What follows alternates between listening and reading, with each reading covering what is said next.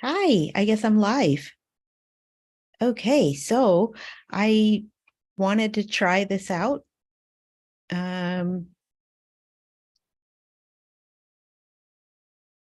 I guess we're live. I don't know. Um, okay, so hi, I guess I'm live. Okay. So we're okay. So so we're all live. I'm excited. Thank you for your patience. I was meant to do this on Facebook and I was having some trouble getting it set up on Facebook. So I'm here and we'll also record. So let me push record so then I can show this later.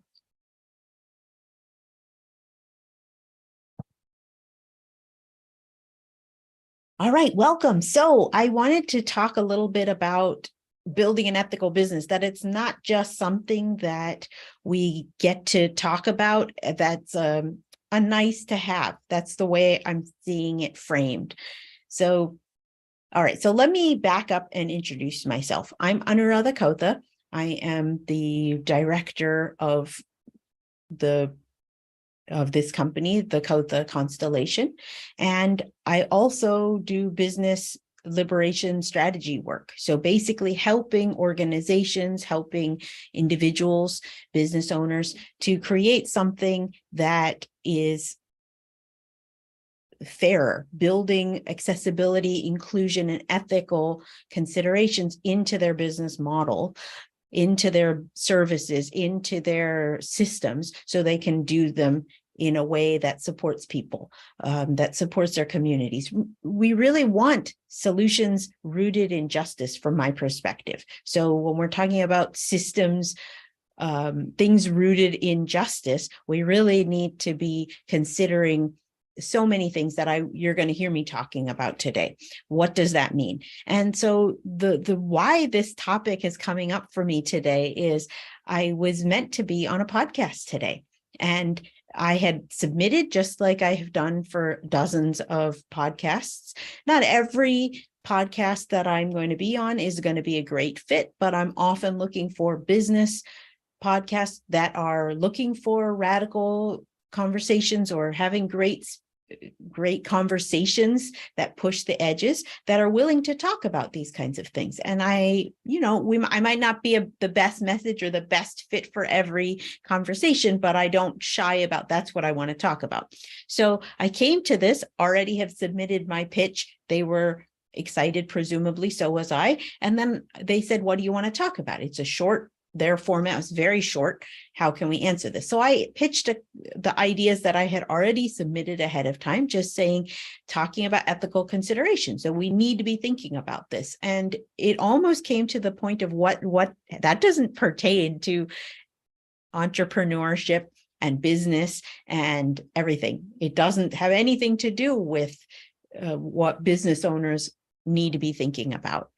And I wanted to, and I wish I had stopped and said, are you a human? Do you live on planet Earth? Is your business based on this planet? Because right now we are extracting way more resources from the planet than is sustainable for human life. So if we are a human living on this planet, your business is based in this world, how can you continue on? We have significant issues with supply trade, the supply chains, and workers we've lost several million people due to COVID. So there are specific labor shortages.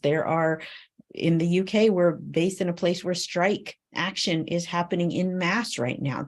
There's many other places where there's worker-led movements because they want to be treated fairly. So if you don't think that ethical business has anything to do with you as a business owner, please walk away. You don't need to follow me. You don't have to be a part of this conversation. But I couldn't see, I couldn't understand that short-sighted perspective that allows us to think that as business owners, we don't need to think about how we run our business in this day and age. And I wanted to share some things about that. What is an unethical business? What does a business rooted in capitalism look like? So that's a whole, I teach a course on this. There's so much more I can say, but let me give you a few tenets of what is a capitalist type of business. So you can kind of start in your mind distinguishing that from commerce. Commerce does not necessarily have to be exploitative, but it is a way of trading, serving people, bringing your products or offerings to the market in some way. There's a difference between commerce and capitalism. And the main differences stem from privatization. So where if we were trading on fruits and vegetables, but then in capitalism, somebody needs to privately own the land, and that puts up barriers that some people can't now go access fruits and vegetables or whatever that you might be growing, right? So that act of tying off certain land like that, it needs to be owned by a private owner or owners in some way, or a corporation. And that kind of ring fencing causes that's an aspect of capitalism. We also have to think of the mass inequity, meaning capitalism thrives on taking like wage theft, not only from employees, but it wouldn't work if we weren't in mass trying to capitalize and take labor from, let's say, our 40-hour work week. Well, it was based on someone still being at home in a nuclear partnership, in a nuclear family, that someone's at home doing so much of that labor that is unpaid, meaning childcare, care work, cooking and cleaning, all these items that need to be done that are often unwaged. So there's an exploitation level there. There's an exploitation that is based on gender, on race, on disability, and so on. So there's that it's not like, oh, capitalism benefits from these things, or that's an interesting side piece for capitalism. No, capitalism causes these imbalances. So these inequities is what they capitalize on. That's where the money comes from. So based on gender, race, disability, and so on, right? These are just the tip of the iceberg. And so hierarchy and exploitation are baked into that system. So we have to understand that. Commerce, on the other hand, is a way of trading, having items in the marketplace that we can sell, and currency helps that conversation happen with a lot more ease, especially in a time where it's a global economy and we don't have time to develop relationships with every single person. This makes it so there is a mass way of connecting our money with some value and easing that conversation, right? So very different perspective. And so, in my opinion, we can be standing for something different. We must be standing for something different. That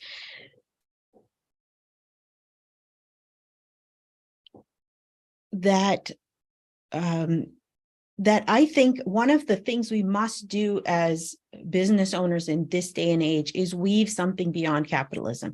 We need to be telling different stories. We need to be connecting with each other, connecting with our audiences, connecting with our clients, our communities, the land, right? We need to have different conversations. There needs to be this less of this transactional approach and this exploitative approach. And we need to move it into something that is relational, that we get to know the people, that there's reciprocity, that there's mutuality, that there is respect, and that's a difficult thing if we've been indoctrinated in this system, and we all have been. How do we start to make choices that are different? How do we not? And there oftentimes, as I see it, is in the early days of business, a lot of times we are exploiting ourselves, because we need to get all this done. We're starting it off as a side hustle, or, that sort of thing. So how many hours can I work? Not necessarily enough money to get going all the time, right? Some people are able to do this seamlessly in a little quicker than others. And then as the business tends to grow, we start thinking about, oh, we need to bring in workers, we need support, we need to increase this connection, our community. So that could be starting to exploit our labor force, our team, people, resources. And then as it grows even further, we then, these mega corporations, are they not exploiting their entire labor force, but they're also exploiting the earth, right? The level of trade, the top polluters in the world are not individuals. In fact, we saw during the pandemic usage of many, carbon dioxide didn't come down as much as people thought it would. Carbon dioxide and, other outputs didn't come down as much as we thought it would. What happened was people got, so even though individual consumption was curtailed to a large degree, especially early in the pandemic, the top producers of carbon emissions, of wastewater, of all these kinds of top potent toxic emissions, all of these things came from the same 100 to 200 top producers, which are things like the US military and so on, right? Those are the people that we need to hold to account. Those are the organizations that are causing the most damage.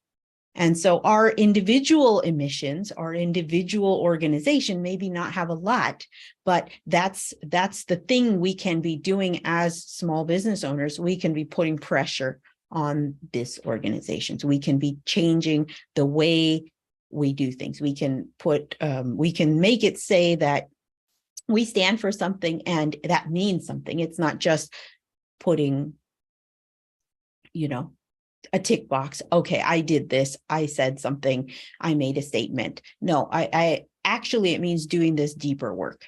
And so what does that look like? Well, it can look like many things that, I want to back up 1 second.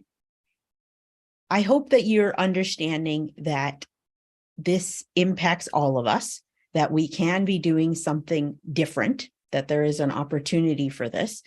And we also, I want to make the argument that some people say, okay, yeah, I think, okay, we live on this planet, we need to do something. What do we do? Or I'll come back to that in 1 second. Those are the specifics. But, isn't that going to impact my bottom line? Is that, do I need to put my morals and ethics and so on? Is that more important than getting the job done, than serving people? And I argue that we can do both. That there is a lot of evidence to show, like, women-owned businesses or gender minority-owned businesses. There's less statistics about that.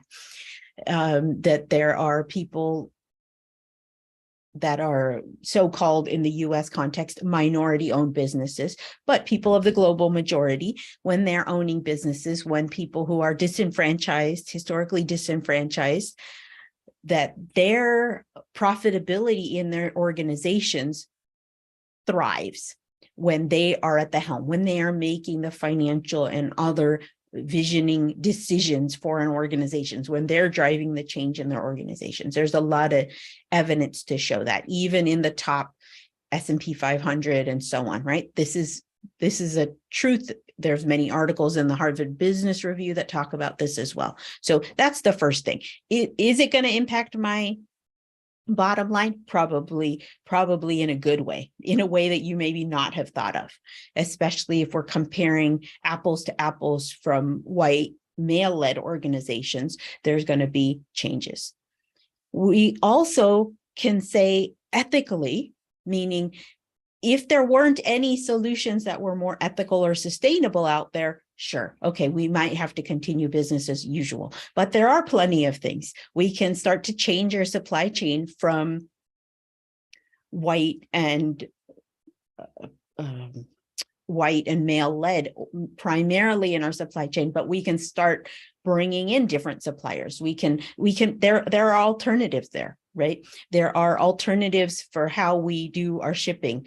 if we have products, where we get those products. We can be saying in a US context again, or in global context, when we're talking about indigeneity, are we just naming that land acknowledgement? Are we just giving a name and saying, you know, this is whose land it belongs to? Or are we trying to come back into right relationship with that land, with the people of that land, right? The First Nations people, you know? And if you don't, you know, if that's more complicated, and sometimes it can be here in Western Europe, we don't have the Indigenous people in the same way. So how can we support that? There are a lot of organizations that are Black, trans, queer led that are doing amazing work, or disabled led that are doing amazing work. So maybe we can support them and their efforts. There's organizations who are doing work about getting people onto public land. There are projects going on to support more farmers of color, you know, name it. People who are trying to remove boundaries so people don't have to be refugees and so on, that there is more freedom to move around, because it is often displacement from actions in the global north that is causing this displacement in the first place and creating the refugees.